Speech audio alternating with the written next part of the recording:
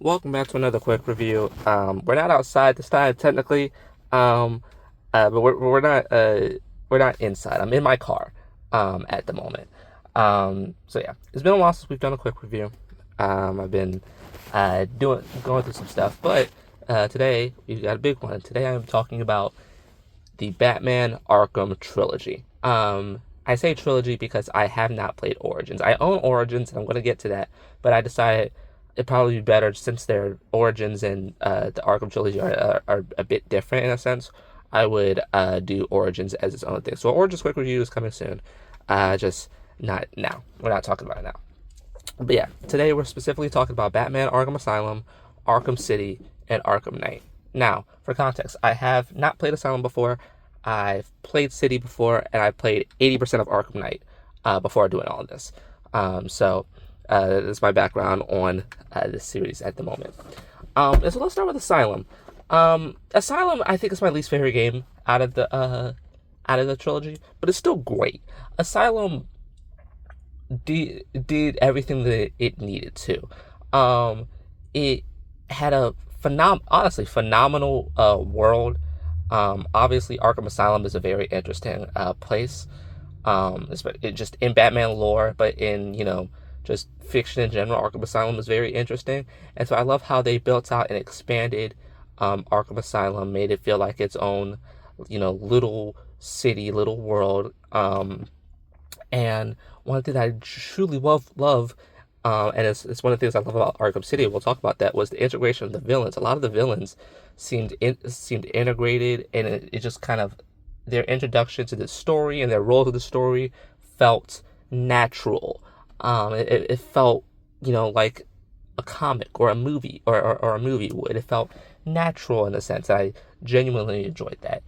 Batman himself, the great Kevin Conroy, just amazing, phenomenal. And another thing that I love about Arkham Asylum, besides his music, because his music's pretty good, is aesthetic and its atmosphere. Its atmosphere is great. It has a great atmosphere that I think carries over well into the other games, specifically City. But it's aesthetic. And you see that in the UI and the menus and whatnot. It's so comic booky. It feels like you're playing a comic book, and it's something that I lament. I hate that they kind of lost that going on. Arkham City doesn't have it. Arkham Knight doesn't have it. It feels like modern futuristic UI that they use in those games. I guess to simulate what Batman is seeing, and I understand that. But Arkham Arkham Asylum just has like this charm to it, in that regard that I just absolutely love and adore. So Arkham Asylum, genuinely, overall, there's some little gripes in here and there with how certain things work within the map and gameplay wise, but nothing that gets me bent over shape. So yeah, Arkham Asylum is like a solid 9 out of 10 for me. Then moving on to Arkham City, which is a game, like I said, that I have played before, but I have some newfound love for this game after playing this one, after playing it again. This is my favorite Arkham game. I think it's a 10 out of 10 superhero game. Genuinely, it's a 10 out of 10 video game. It just, not even superhero game, like I said, 10 out of 10 video game. It does everything that Arkham Asylum does, but better. Minus the comic book aesthetic, but it does everything that game does, but better. There are more villains. They're integrated more into the story. It feels even more natural, more smooth. You're always interacting with somebody, whether it be Victor Zsasz, to Mr. Freeze, Two-Face, Penguin, Riddler, unfortunately, Joker, Harley, even going on to a character like Clayface and Grundy. Like genuinely, like all these in Ivy, all these characters from Batman mythos and Batman's past make an appearance in this game, and they don't feel like they're shoved in there for the sake of fan service, right? It feels like every character has a reason to be in that game. I think this is the best narrative in an Arkham game. This game's narrative is captivating, it's interesting. It leaves you wondering what's going on with Hugo Strange or Protocol 10, and then whatever in the world the Joker's up to, as usual. And I just love it. And then how how the game integrates, other characters, whether like that are not villains. Like, you see characters like Catwoman, Alfred, of course, Oracle. I actually can't remember if Oracle is in this game or not. I don't quite remember. Same thing with Robin, in a sense. I think he is. If I remember correctly, I think he is.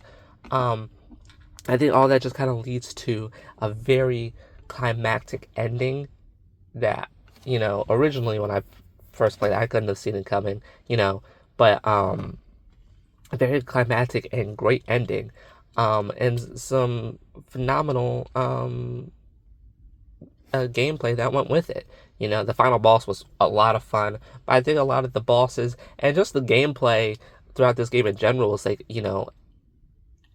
almost at its best. The Mr. Freeze fight specifically is phenomenal. That fight is amazing. That fight is so much fun.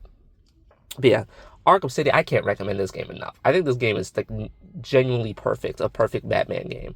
I literally don't have any issues with it. It's so fun. It is so much fun to go through. I just did not want to put this down. I did not want it to end. I cannot wait to revisit it. And then we move on to the last game of the trilogy that we're going to be talking about today, which is Batman Arkham Knight. I beat this game yesterday. I've played about 80% of this game a couple of years ago. I never beat it. Finally went back, restarted it, beat it. It's my second favorite game in the trilogy. I think Arkham Knight let's be clear, it has its issues, but it doesn't stop for the fact that I just never wanted to put it down. I genuinely was having fun. Tank combat, in the Batmobile, honestly didn't bother me as much as it bothers a lot of other people, as much as it bothered me a couple of years ago. It didn't bother me that much. Did it get tedious at times? For sure, but it didn't bother me that much. Overall, it was fun. Like I think one thing that comes to mind with like I was having the most fun was the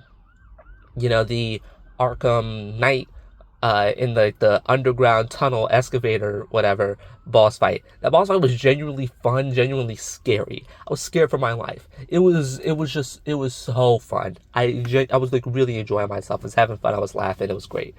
One thing I want to touch about when it comes to this game, and it's a topic of contention, and for good reason, is the game's story, and how it handles certain characters, specifically the Arkham Knight himself. Now, spoilers, the game has been out for 10 years, so you should know. Otherwise, if you're watching this quick review, you should realistically know. So, I'll get to spoilers. If you don't know, click off now. Jason Todd, right? Let's talk about Red Hood for a second. I am a Red Hood simp. I love Red Hood. Red Hood is one of my all-time favorite comic book characters. Genuinely love him in everything that he's in, right? Most things that he's in. Titans notwithstanding. And, I don't hate what they did with Jason Todd in this game. In hindsight, it was very obvious. It's one of the most obvious things in the game. The fact that they tried to hide it is insane. Or at least went through such lengths to hide it and still did it horribly was insane. In theory, I don't hate the idea of the Arkham Knight being Jason Todd, right? In theory, I don't hate the idea. I think it puts a good spin on certain things, and it works in a sense. I just hate how they executed it. I wish that they executed just a bit better. It's close. It's close to getting there. But it's missing a little bit. And I also hate how quickly, after his boss fight, how quickly things are resolved between them. It's really weird. It's like all of a sudden, Jason's the Red Hood. He's helping you out. You two are good again. And it's like, all right, whatever, sure. And it's interesting. I'm also not sure how I feel about Tim Drake and Barbara Gordon. That entire thing that doesn't feel right. And then everything they did with Gordon. I actually think, funnily enough, everything they did with Gordon was how it probably should have played out. I actually don't actually mind that. But yeah, there are some certain character choices and character decisions that I think are very weird in this game. Another thing that's kind of weird, I imagine is a big complaint about this game. This game's boss battles aren't great or memorable or there at all. Like it's a weird game because it doesn't really have any, big climatic boss battles like Arkham City or Arkham Asylum do. There's no big final boss. It's just, first person, you're the Joker, have fun, bud. um it's really weird. Like, even with Arkham Knight, there's this boss sequence, but it's not really a boss battle in a sense. A lot of the boss battles are played out in the tank, and I'm not really sure how I feel about that. But yeah, it's a weird game design wise. But if we're going to get to the positives, I think some of the quests are great. Some of the quests are great. Professor Pig quest and Man Bat and everything to do with Two-Face and Penguin and Azrael. Those are some great quests. And then the Joker, man. As usual, stand out, as we have to always talk about the Joker. The Joker is great in this game. He's just Joker tormenting Batman for like 20 hours straight. It's so fun. And to see how that's taking over Bruce, which then leads to the Nightfall Protocol. It's very satisfying. But and then the last thing I really want to talk about with this game is the gameplay, and just the game as a whole. This game is great to play. It is just such a fun game to play. It's so smooth and satisfying. And on top of that, it looks nice. It is I think this might be the best looking game ever created. This is a game that realistically, for whatever reason, this game looks outstanding. And it came out in 2015. It looks better than most modern games. It is so insanely nice looking. I can't believe it exists. I just can't. It should be impossible. It's an impossibility, and it just exists. This thing was running on base PS4 hardware. I don't understand it. I was playing on PS5, obviously, but it was like base PS4 hardware when it came out, and it still looked great.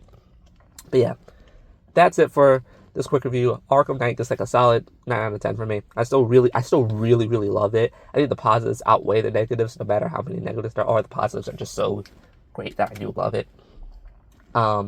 Thanks for watching. Playing through this trilogy genuinely was some of the most fun I've ever had playing through video games as a whole. Genuinely loved and enjoyed it. I can't wait to go back play it again. I can't wait to play Arkham Origins, but that's going to have to wait because Trails of the Sky the First comes out today, and I am all over that. So yeah, thank you for watching. I will see you next time. Goodbye.